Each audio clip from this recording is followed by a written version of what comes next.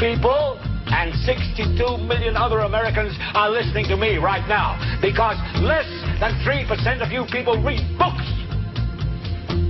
Because less than 15% of you read newspapers. Because the only truth you know is what you get over this tube. Right now, there is an entire generation that never knew anything that didn't come out of this tube. This tube is the gospel, the ultimate revelation. This tube can make or break presidents, popes, prime ministers. This tube is the most awesome goddamn force in the whole godless world. And woe is us if it ever falls in the hands of the wrong people. And when the largest company in the world controls the most awesome goddamn propaganda force in the whole godless world, who knows what shit will be peddled for truth on this network. So you listen to me. Listen to me. Television is not the truth. Television is a goddamn amusement park. Television is a circus, a carnival, a traveling troupe of acrobats, storytellers, dancers, singers, jugglers, sideshow freaks, lion tamers, and football players. We're in the boredom-killing business. But you people sit there day after day, night after night, all ages, colors, creeds. We're all you know. You're beginning to believe the illusions we're spinning here. You're beginning to think that the tube is reality and that your own lives are unreal. You do whatever the tube tells you. You dress like the tube. You eat like the tube. You raise your children like the tube. You even think like the tube. This is mass madness, you maniacs. In God's name, you people are the real thing. We are the illusion. The last thing the men behind the curtain want is a conscious, informed public capable of critical thinking, which is why a continually fraudulent zeitgeist is output via religion, the mass media, and the educational system.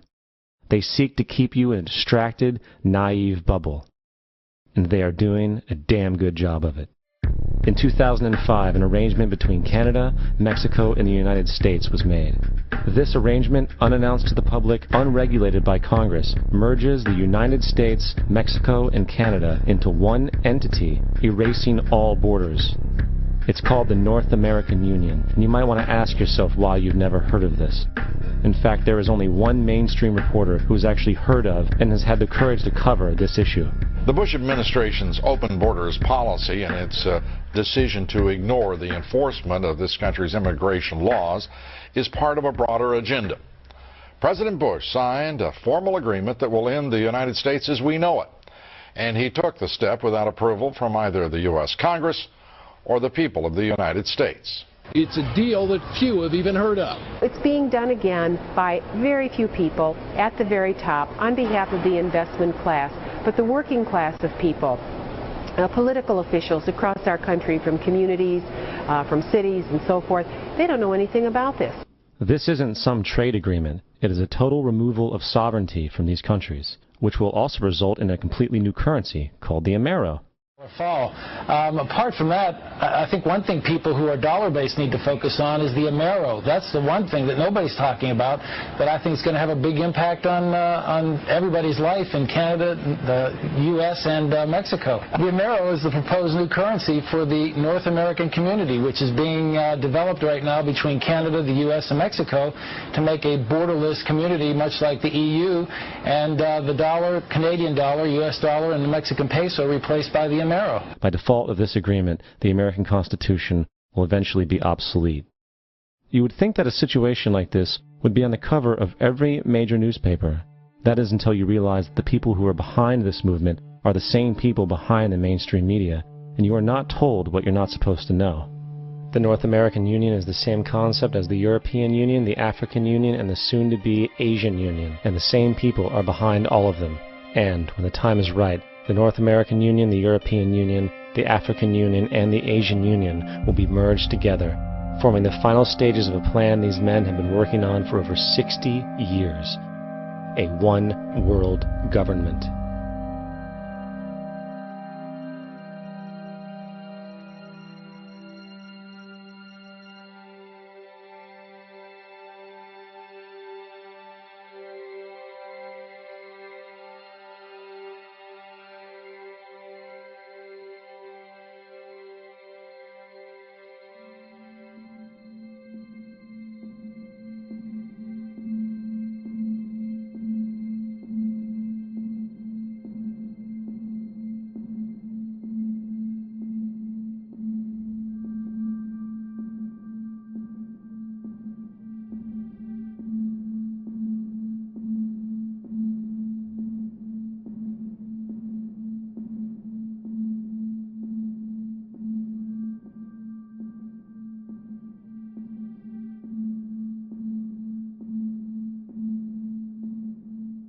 One bank, one army, one center of power.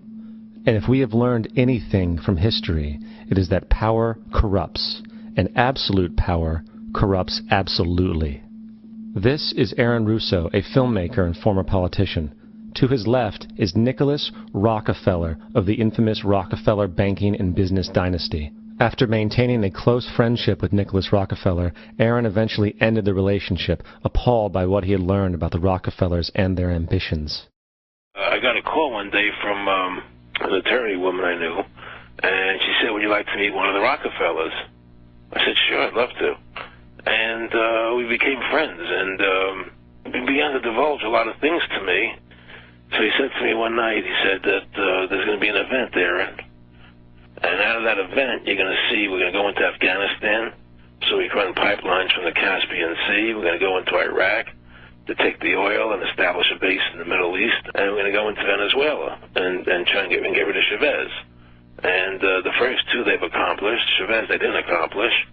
And he said you're going to see guys going into caves looking for looking for people that they're never going to find. You know, he was laughing about the fact that you have this war on terror. There's no real enemy. He's talking about how by having this war on terror, you can never win it because so it's an eternal war. And so you can always keep taking people's liberties away. And I said, how are you going to convince people that this war is real? He says, but the media can convince everybody it's real. I mean, you know, it's just that you keep talking about things. You keep saying it over and over and over again, and eventually people believe it. You know, you created the Federal Reserve in 1913 through lies. You create 9/11, which is another lie. Through 9/11, you're fighting a war on terror, and now all of a sudden you go into Iraq, which was another lie, and now they're going to do Iran.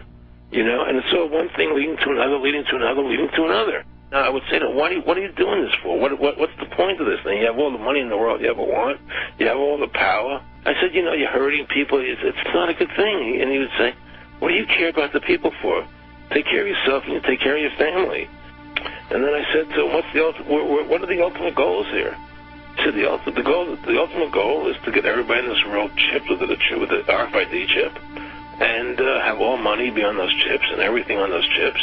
And if anybody wants to protest what we do or violate what we want, we just turn off their chip. That's right, microchipped.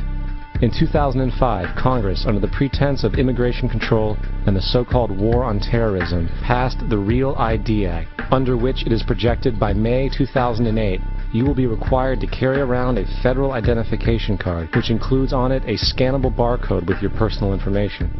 However, this barcode is only an intermediary step before the card is equipped with a VeriChip RFID tracking module, which will use radio frequencies to track your every move on the planet. If this sounds foreign to you, please note that the RFID tracking chip is already in all new American passports. And the final step is the implanted chip, which many people have already been manipulated into accepting under different pretenses.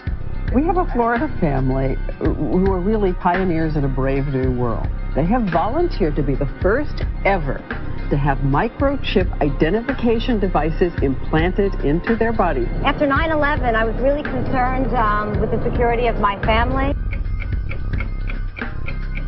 I wouldn't mind having something planted permanently in my arm that would identify me. In the end, everybody will be locked into a monitored control grid where every single action you perform is documented. And if you get out of line, they can just turn off your chip, for at that point in time, every single aspect of society will revolve around interactions with the chips. This is the picture that is painted for the future if you open your eyes to see it.